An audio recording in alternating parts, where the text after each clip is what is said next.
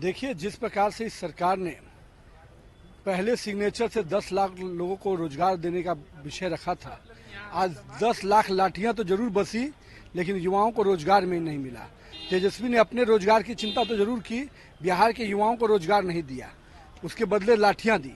और जो शिक्षकों की मांग है, जिस प्रकार से नियोजित शिक्षक को राज्यकर्मी का दर्जा सभी राज्यों में मिला, यहाँ क्यों नहीं दिया। और नीतीश कुमार का जो अरियल रवैया है, ये पूरी तरह से आज शिक्षकों को विवश किया है सड़क पर उतरने के लिए। लेकिन आज मैं देख रहा था कि जिस प्रकार से शिक्षा विभाग को तानाशाही फरमान जारी किया गया है, नीतीश जी इसके पहले भी तो आंदोलन हुए थे, क्यों भाजपा के आंदोलन से डर गए कि शिक्षक को सस्पेंड करने की नौबत आपको आ गई। आपको लगता है कि एक बड़ा जनमानस खड़ा होने वाला था, इसलिए आपने शिक्षकों की नौकरी पर तलवार चलाने का काम किया है।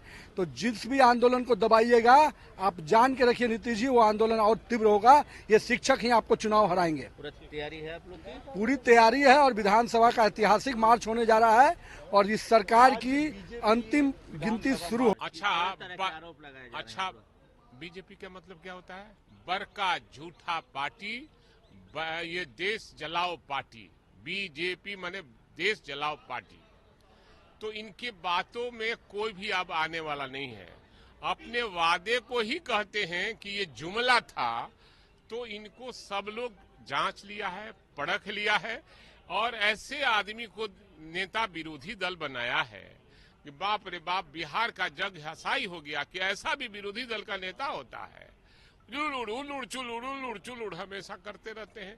ये तो विरोधी दल के कुर्सी का अपमान है। डिप्टी सीएम के इस्तीफे की मांग पड़े हुए हैं वो लोग। किस चीज का इस्तीफा? क्या चीज का इस्तीफा बोल रहे हैं? अरे तारीपार जिनको घोषित किया गया था, वो देश का गृह मंत्री है। इनको तो कहीं तो कुछ हुई नहीं है। ये तो लव लेटर जैसे लिखा जाता है ना, तो वही लव लेटर इनको लिखा गया है। तो लव लेटर का जवाब दिया गया है, तो क्या ठीक है 18 तारीख को हम पढ़ेंगे। पिछले 8 तारीख को शायद पढ़ा है। कुछ होने वाला नहीं है। बदनाम करने का, हमारे नेता को बदनाम करने का, तेजस्वी यादव को बदनाम करने का इस सब प्रयास किया जा रहा है। बीजेपी छवि को बिगाड़ने का प्रयास कर रहा है, लेकिन पब्लिक है सब जानती है। बहुत अच्छी खबर आप लोग दे रहे हैं। करना चाहिए। देश के नीतियों के खिलाफ अगर वो कर रहे हैं तो अच्छी बात है। देश में महंगाई है, देश में बेरोजगारी है, देश की संपत्तियों को औने पौने भाव में भारत सरकार बेच रही है। इसके लिए अगर बिहार की भारतीय जनता पार्टी की इकाई अगर प्रदर्शन कर रही है, डिमांड उठा रही है, तो राज्य के लिए अच्छे संकेत। लेकिन आपकी नीतियों के खिलाफ मार्च है। नहीं, हमारे समर्थन में कर रही है। हमारी नीतियों में क्या खामी है? अगर हमारी नीतियों में खामी होती तो हम 10 लाख लोगों को आज नौकरी देने के लिए तो नीतियां नहीं बनाते, दे रहे हैं। हमारी नीतियों में अगर खामी होती तो हम यहाँ पर रोजगार देने के लिए 10 लाख लोगों को रोजगार देने के लिए नीतियां हमने बनाई है और उस दिशा में हम लोग काम कर रहे हैं। तो हमारी नीतियों में तो कोई खामी नहीं दिखती है।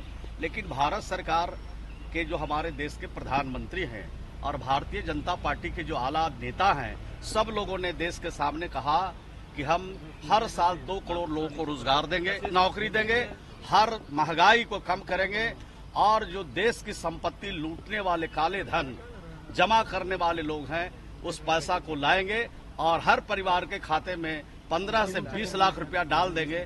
तो ये भी इम्प्लीमेंट नहीं हुआ है।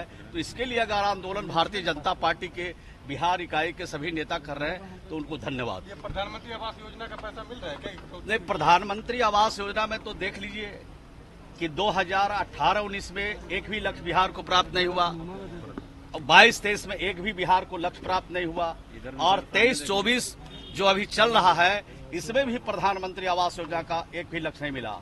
और मनरेगा जैसी योजना जो गरीबों के लिए है, जो बेसहारा के लिए है, जो गांव में रहने वाले मजदूर है, श्रमिक है, उनके लिए काम होता है, उसमें 33% की कटौती भारत सरकार ने किया है। यही भारत सरकार की नीतियां हैं।